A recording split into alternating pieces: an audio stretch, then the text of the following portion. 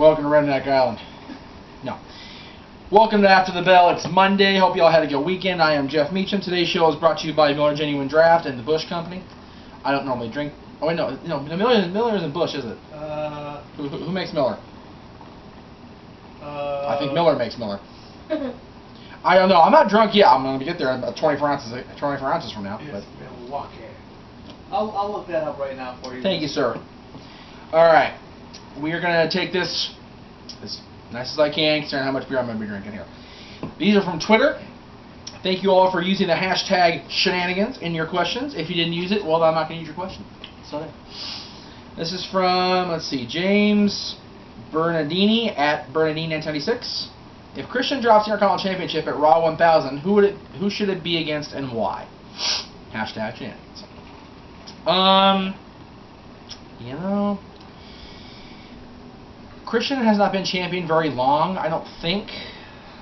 Maybe a couple pay-per-views now. Not very many defenses either. I mean, you know, they value him so much they had him go to Slammiversary for the talent exchange, for the Flair thing. So he's not obviously too important in the grand scheme of things right now. So I would say put it on somebody that needs the Intercontinental Championship right now. Put it back on freaking Cody. No? Who do you say, Renegade, sir? Drew McIntyre. Okay. Somebody that needs it that's been relevant the last 2 years. How about that? Miller is Miller. Miller is Miller. Thank you. Okay. Put it on John Cena. He's ready to match on tonight's show. Have to step down. He's ready to show on a match tonight. I'm going to put it on Cody. That's my opinion, and it should be yours. Okay. All right. Here's the question of questions. He's a little warm. This is from @ProBullseye. @ProBullseye. This isn't wrestling related, but I have never figured this question out. Why did you leave No DQ CAW? Alright, and there's a reason I pop the top on the beer to start the show. That was the way we always started Extreme Mayhem and XMV and everything on NoDQ.com. The reason that I left NoDQ.com about a year ago this month is there was a group of filming that Mike and I did, not our Mike Staple here, my former co-host Mike, and I did for a SummerSlam retrospective. And prior to that, earlier in the year, JJ and I had done Rumble 2 or just WrestleMania? WrestleMania retrospectives, and we had planned already to do SummerSlam retrospectives. In fact, I had told Aaron about that prior to our filming the XMV retrospective of SummerSlam with Mike and I. We filmed it, and I got pretty loaded during the taping. I'll admit that. That was more to stop Jade from burping on my show, and to stop burping on my show.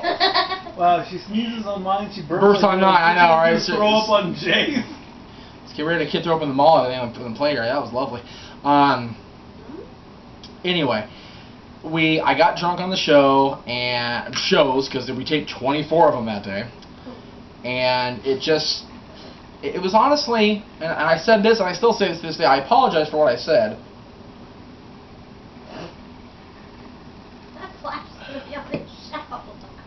As long as the picture came out, that's the important thing. That's going on Twitter right now. Well, as of the taping. Not right now, but anyway. Not that I'm breaking kayfabe or anything in that. I'm trying to answer this damn question. I got drunk during the taping, and then we were uploading them. And I didn't think it turned out very good. That was just my personal opinion. And JJ had Facebooked or tweeted us. No, Facebook, because I hadn't got him on Twitter yet. Facebooked the status saying that the XMV retrospectives that we had done were better than the XMVs, which is, again, his opinion, and it was my opinion. I backed it up. And those at No DQ, including Mike, including Aaron, felt that I had basically stomped all over them, which to a certain degree I did, because after I defended JJ's opinion, I got very nasty. It's also the reason why Ray left the channel, because Ray went to bat for JJ when I would not, and I was trying to play Diplomat, and ended up just getting real bad. I deleted the whole thing off my wall. It pissed Ray off for censoring him, and it turned into that. And it just came down to petty Facebook squabbling, which is very popular these days. So I decided that I was, and it came to back talking and double talking from everybody involved, and it got to the point where I just got fucking fed up, and I went on this channel and posted the resignation video, which is still counting hits to this day, and I quit and decided I was done, because I was balancing both channels for a long time, and I decided that I didn't want to balance anymore. I was sick of the bullshit and the drama that was being created by everything and everybody involved, and I decided to stay here. And did I burn a friendship? Oh yeah. Have I mended some fences? Yes. As a matter of fact, this last weekend I saw Aaron and Beth at a baby shower for our mutual friends. Things went okay. Have I spoken to Mike cordially since then? No. Do I expect to? Probably not. You know, I missed Aaron and Beth's wedding because of this shit. And the fact that they were way up in San Luis Obispo didn't help either. Do I regret leaving? No. Do I regret giving Jade the beer and causing her to burp? Yes. You can have Do I will, trust me. Do I regret the friendships that were broken or partially broken and mended since? Yes, I do. I always will. Because whatever drama there was between Aaron and Beth and I, or between Mike and I, or between Noah and I, it still sucks when you lose friends. It always does. And will I ever go back to them in a professional capacity? No. Would I like to have better friendships? Yes, I would. I hope I answered your question, Bullseye. I know you've been a fan of mine for a while since... he told me on Facebook he's been a fan of mine since he was 12. He's 17 now, so he's like really a big fan. So I appreciate your support the last 5 years. It's been a crazy 5 years. Let's see. This is from Emmanuel Dominguez, which is at EMD 702,000. Yikes, that's a weird name. Sorry for your Money in the Bank cash-in prediction about Cena, but I totally call shenanigans. Like I use the shenanigans. You know, I did call John winning, and I still say he's going to win the WWE Championship tonight, but anything's possible with Big Show and things like that involved. You just never know what John's going to do. You never know what Big Show's going to do. You never know what CM Punk's going to do. I still say Punk's going to be the WWE Champion come in the night tonight. Matt Godfrey, which is at Mad Godfrey 420. Question for your show: Who should be the new GM? Hashtag shenanigans. Honestly, the new general manager, I think, really should be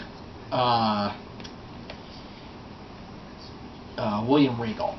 It's not going to be. I can tell you right now who it is going to be, and I hate it, I hate it, I hate it, I hate it. It's going to be Laurinaitis. They're going to bring him back. I have a very bad feeling that they're going to bring John Laurinaitis back. Maybe not as both, but definitely as Raw. They'll probably put Teddy back in charge of SmackDown on Tuesday, tomorrow night, hopefully. I hope so. I want to see Laurinaitis on both shows. God, they'll kill me.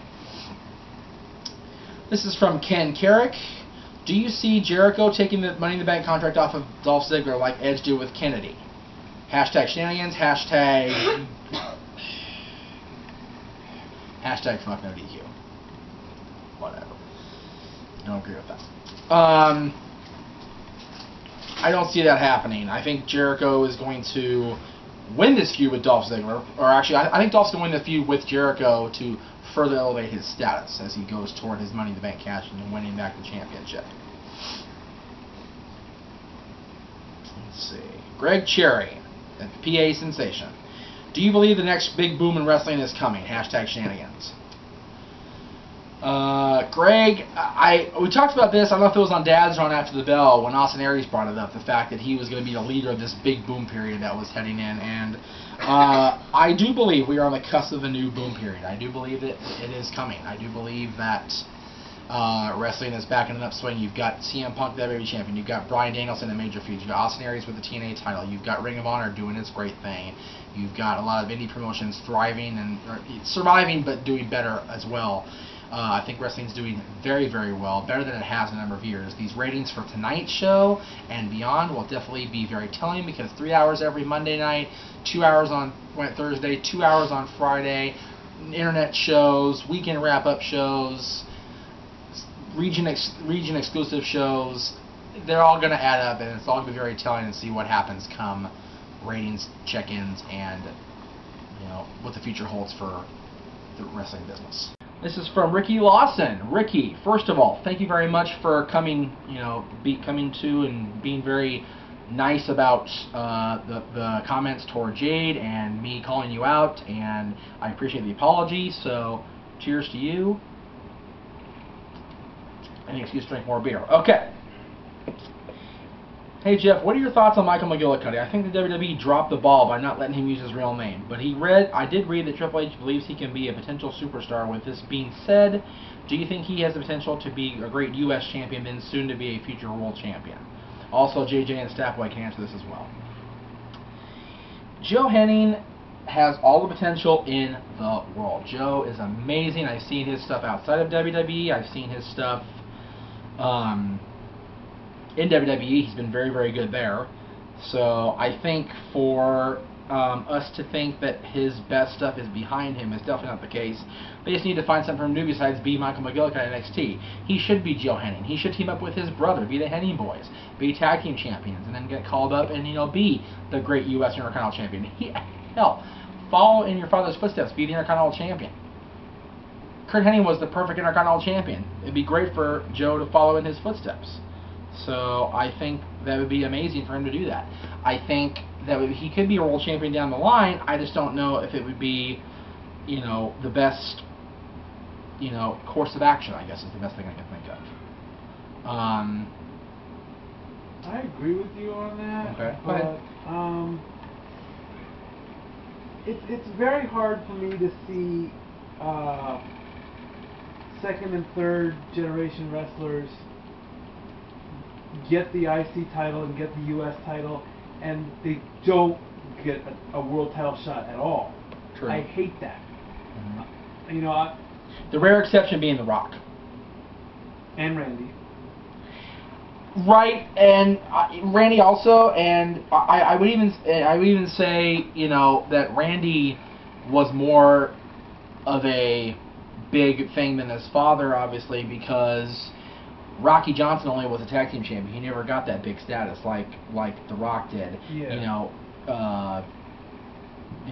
Rock's father was tag team champion. Cowboy Bob was never more than Piper or Adonis' lackey, which was never a thing. Or back in the Charlotte years, he was Harley Race's lackey, but after he was being Flair's friend.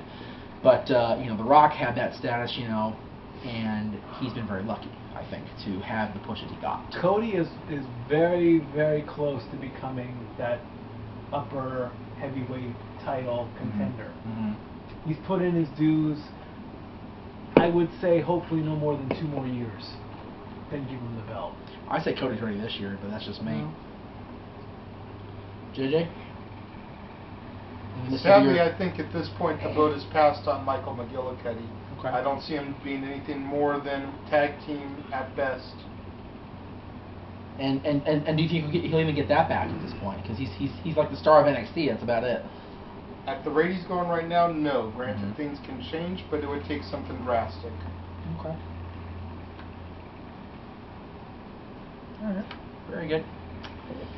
All right. These next ones are from the Facebook fan page. I already got them queued up, so we'll just get right to it. Ian Dunn. Will John win the WWE Championship back tonight? I've mentioned this. I say he will. That's just my opinion. Who will be living or passed away in 20 years' time? Or a Hall of Famer? I really... Wait, he wants you to look into the crystal ball 20 years? I guess so. And in my drunken state, that's not a good idea. Ian Dunn, honestly, calling people's deaths is really, you can tell the train wrecks already, but those guys could get better. I mean, those guys can get rehab. Those girls can get rehab. They can get better. You just gotta take the people that are up there in years: Harley's, Steel, Lex. Well, Lex isn't up there in years. He just had some bad health issues. I mean, I don't want him to go in either, but I mean, you know, let's face facts. You know, they're up there in years, so Right. don't wish death on anybody. No. That's why I'm not touching that question with him before. I was just addressing it. It was there. Ian, a little too morbid topic for me. Yeah. Let's see what we got here. If I can get this thing to scroll. There we go. Okay. Here we go. Calvin Hall. Do you think Rob Van Dam will come back to WWE? I honestly don't see that happening. I really don't. I like Rob, and I like, you know, what he's done. I've always been proud to be his friend. I've always been proud to call him a buddy, and proud of his accomplishments and what he's done. I mean, you know, Jade and I were at our friend's house, you know, watching, you know, him win the WWE Championship, and we both, you know, we both cried. You know, I cried for sure. I don't remember if you cried or not. You didn't cry? Okay, well then you have no soul. She's not a ginger. That's true. Okay, well whatever. But I cried. She had dyed her hair red that day. Maybe, yeah. Not a good burgundy. Close enough. All It right. was Lita. But I just don't see Rob being in the WWE again. He doesn't like the schedule that they do. He likes TNA's schedule. He has to fly out every week now, but he's not working near as much as he did with Vince. So I think he likes where he is. All right, short and sweet. Thank you for the questions. Thank you all for responding to the tweet I sent out before the taping today to get the shenanigans in. Thank you all for watching, as you do each and every week. We will see you guys tomorrow for Renegade with a preview of Battleground Pro Wrestling Presents Red, White, and Bruised. And from then on, we'll have the review of Knucklehead, hopefully, with RSI. Dads will be whatever dads will be. We'll see, and then Stat Boy. This is the start of your week. This is the end of this beer. Quite almost. We'll see you guys next time.